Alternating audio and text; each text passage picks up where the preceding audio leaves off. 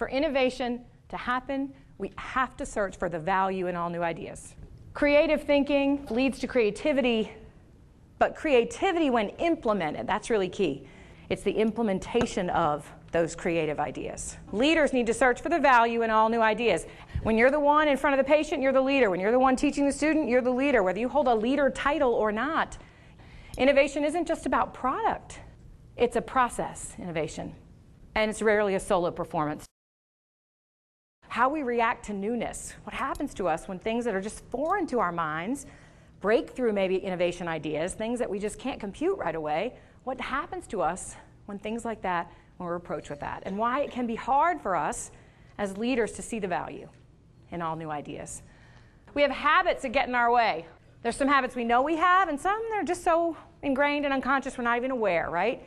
Fundamental things for innovation to happen. You need to be aware, just like earlier with social identity. You got to stop and pause and be aware that it's happening, that you're being an idea stopper, not a builder. Recognize the elephant's in control, and you want to upshift and be the rider, right? You want to be the one in control. Prepare, be intentional. Sleep is critical. So here's a key message. Point. Pluses first. When a new idea gets presented to you, what are the pluses of the idea first? Start with the positives. Then what are the opportunities this idea presents for us? Issues. So before you ever get to things that could be issues, right? You've talked about the pluses of the idea, the benefits of it, and the opportunities. Then you talk about issues. What's not right with this? And instead of just saying, yeah, but, or no, that won't work, when you get to issues, the best way to talk about issues is to frame it this way. How to, how might, or in what ways might. Meaning if someone says to you, we can't start doing that with patients, instead of saying we can't, how might we do that and maintain patient safety? How might we do that and whatever your concern is? Make sense? New thinking to overcome the issues. Then you're problem solving at that point, right? And if you don't have time to go through point in the discussion, there's always room for sharing a pint. You can do pluses to issues. And not enough time for that, there's always room for pie, right? Pluses and issues. But start with the pluses. Don't let yourselves go to the negative first. Here's one of the things that we struggle with when we try to innovate. We tend to, there's both divergent and convergent thinking, right? Generative is divergent thinking, where we want to kind of go out here, widen the funnel, get as many ideas as we can to consider, and then eventually we want to converge or evaluate those ideas and implement the ones we think will work the best. What we tend to do instead is try to generate and evaluate all at the same time. It's like driving a car with a foot on the gas and a foot on the brake. What happens?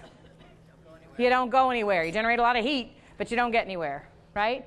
So it really is very important to separate these two activities when you're trying to be innovative. When you're trying to come up with new ways of doing things, start with the generative.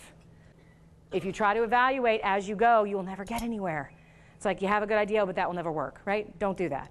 Let yourselves go wild with the ideas, and then there's a time for evaluation. So, principles of generative thinking. Defer judgment.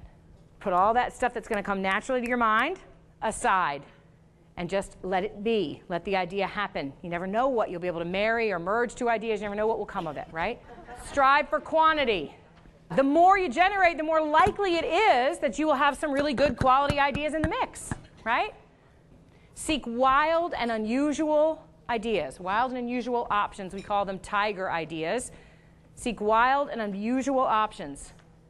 Don't let yourself be limited. Go crazy. Because you never know, right? When you come up with that crazy idea, what is possible from that? So don't let yourself be limited. Look for wild, crazy options. Combining and building on is important. These are the 4 principles of generative thinking that I want you to keep in mind. We're going to go over these. Strive for quantity. First, well, defer judgment, you understand. A couple things about striving for quantity. First, third, second, third, and third. The first third are your typical ideas. The stuff right off the top of your head. In the second third, you start to get some unusual stuff because you got to push, right? You got to dig a little deeper. You start to get some maybe what other people might think of as harebrained, out there ideas. And by the third is where you really get the sophisticated and unusual ideas. in which there's something quite novel and innovative that could happen. But if you stop at the first third, meaning you didn't strive for enough quantity, you didn't push yourself far enough, you're not going to get to the sophisticated and unusual. You're going to get the usual stuff, right? There's nothing more dangerous than a new idea when it's the only one you have. There's always more than one right answer to a problem. There just is. And you need to seek all the possible answers to the problem in order to be able to select the best one that will work, or the best few, depending on the problem. Right? So don't ever stop with a few. Push yourselves. I'm going to push you today for quantity. Seeking wild tiger ideas, as I said. Don't be limited. It's a lot easier to tame a tiger idea than it is to invigorate a lame idea. You take a tiger, and you can always think of ways to take pieces of that idea. Well, we might not be able to do that, but we could do this, right? So go for broke. Be what might seem outlandish to you has some potential buried within it, if not the full idea, that could be implemented. So keep that in mind. Tiger ideas. Go for those big, wild tiger ideas. Combining and building on ideas, talking with others, building on others' ideas. Remember that innovation is a process, and there's some intention behind it. It's rare that it's just like, wow, I was walking in the park and got a brilliant idea. Might happen, but likely it's a bunch of people doing what we just did.